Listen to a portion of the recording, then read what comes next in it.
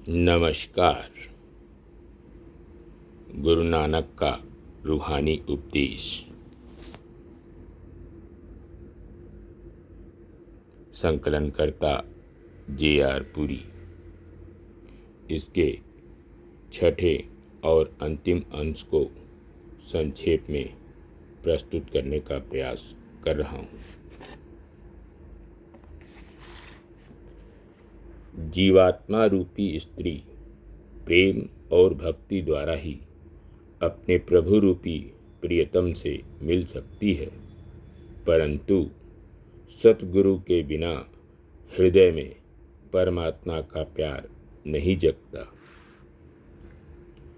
जिस स्त्री अर्थात जीवात्मा के हृदय में सच्चा प्रेम, विरह और तड़प है, उसका हृदय खिला रहता है और वह सदा आनंद में मग्न रहती है, परंतु प्रियतम को रिझाने के लिए मन और मैं को मारना पड़ता है।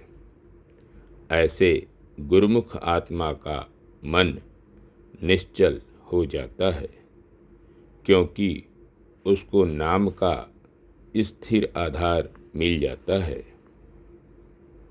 परंतु मनमुख का मन सदा चंचल रहता है। वह संसार में दुखी रहता है और रोता हुआ ही यहाँ से उठ जाता है, परंतु जिसने शब्द को पहचान लिया है और अपने आप को पूरी तरह शब्दों में लीन कर दिया है, उस पर संसार के उतार चढ़ाव और सुख दुख का प्रभाव नहीं होता। परमात्मा को भुलाना दुखों को निमंत्रण देना है। सब गुणों और अच्छाइयों का स्रोत नाम है। संसार में हमारा असली शत्रु मन है। मन जब भी वश में आता है, नाम का अमृत पीकर आता है, क्योंकि पिटारी में बंद करने से सांप का विष या रोष नहीं जाता, अर्थात मन जबरदस्ती वश में नहीं आ सकता। गुरु साहिब कहते हैं कि जीव के हृदय में और उसकी जिह्वा पर सदा कुल मालिक का नाम होना चाहिए। नाम हृदय अमृत्यु मुखी नामू। आपके अनुसार जीव सांसों की मिली पूंजी समाप्त करके संसार से चला जाता है। वह यह सोचने की कोशिश नहीं करता कि मैं कहाँ से आया हूँ और कहाँ जा रहा हूँ। जीव के मन में उठने वाली इच्छाओं की तरंगें उसके संसार में दोबारा जन्म लेने के कारण बनती हैं। गुरु साहिब संसार का एक वृक्ष से और इसके जीवों का वृक्ष पर बैठे पक्षियों से दृष्टांत देते हैं। ये पक्षी आकाश में ऊंची उड़ान भरना चाहते हैं, परंतु यहाँ के फलों के लालच में वृक्ष से ही बंधे रहते हैं।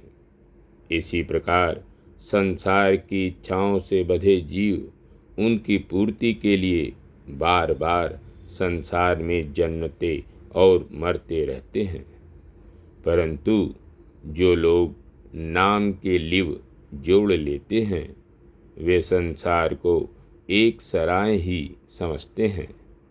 वे इंद्रियों के भोगों और विषय वासना का त्याग करके अज्ञानता का पर्दा फाड़ लेते हैं और अंदर 10वें दरवाजे में प्रवेश करके अथाह व अनमोल रूहानी दौलत प्राप्त कर लेते हैं।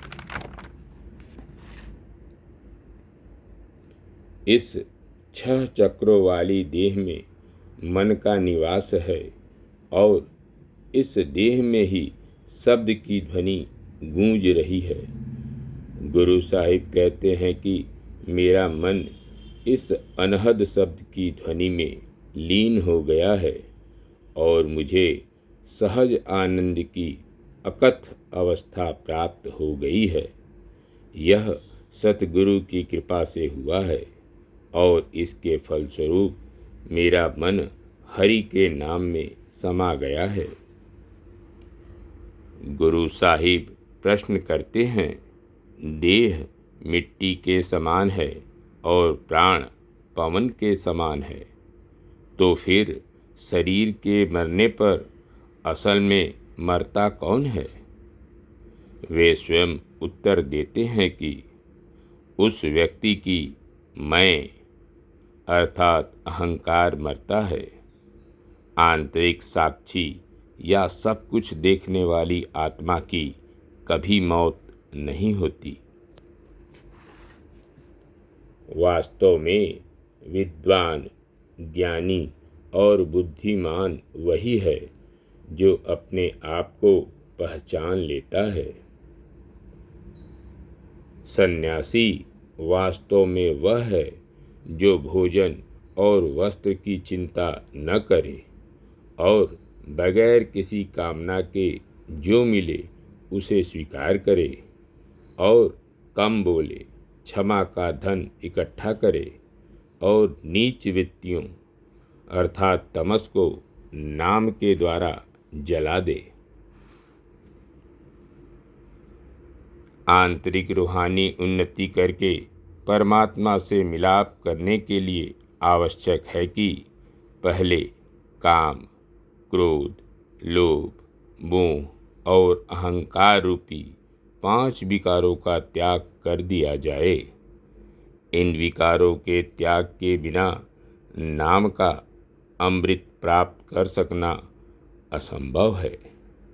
नमस्कार, मैं परमात्मा का संजीव कुमार।